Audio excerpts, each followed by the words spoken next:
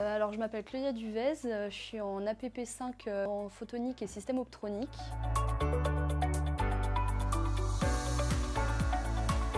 Ce qui m'a motivée à me lancer dans la voie scientifique, c'était surtout que j'adore découvrir les choses. Je m'intéresse vraiment beaucoup à ce qui m'entoure et comprendre. Moi, j'adore vraiment ce domaine-là. Je me suis dit à approfondir, donc j'avais pas de voie de prédestination, mais je savais que c'était là-dedans que je voulais faire ma vie.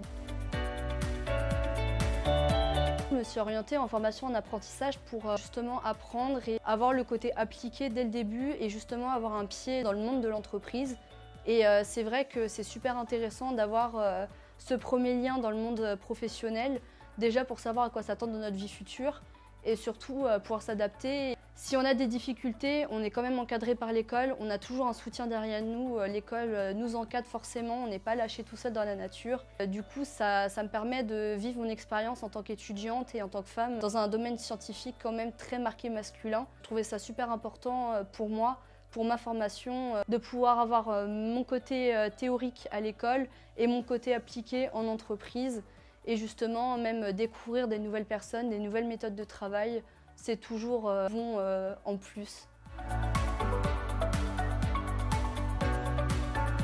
Lors de mon choix de parcours scolaire, j'ai pas spécialement eu de difficultés parce que mon niveau était cohérent avec mes demandes. On m'a surtout encouragée justement à faire des études scientifiques parce que c'est ce qui me plaisait. Et on m'a jamais fait de remarques particulières. Au contraire, on me disait que si c'était ce que j'aimais, l'important c'était de foncer et de viser un peu plus haut à chaque fois.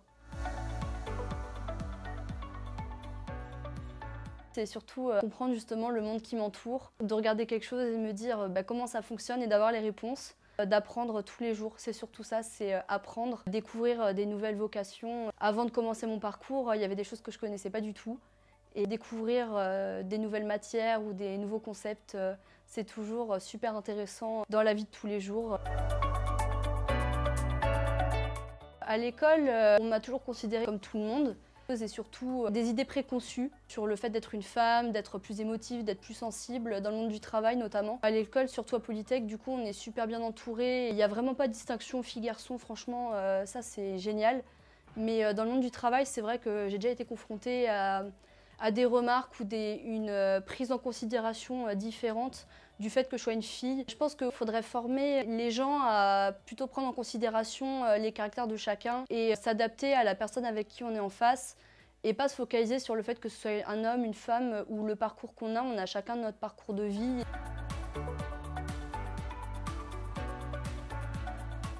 Les femmes, elles sont super rigoureuses, mais dans des domaines un peu plus appliqués et plus techniques. On va plus s'orienter naturellement vers des hommes.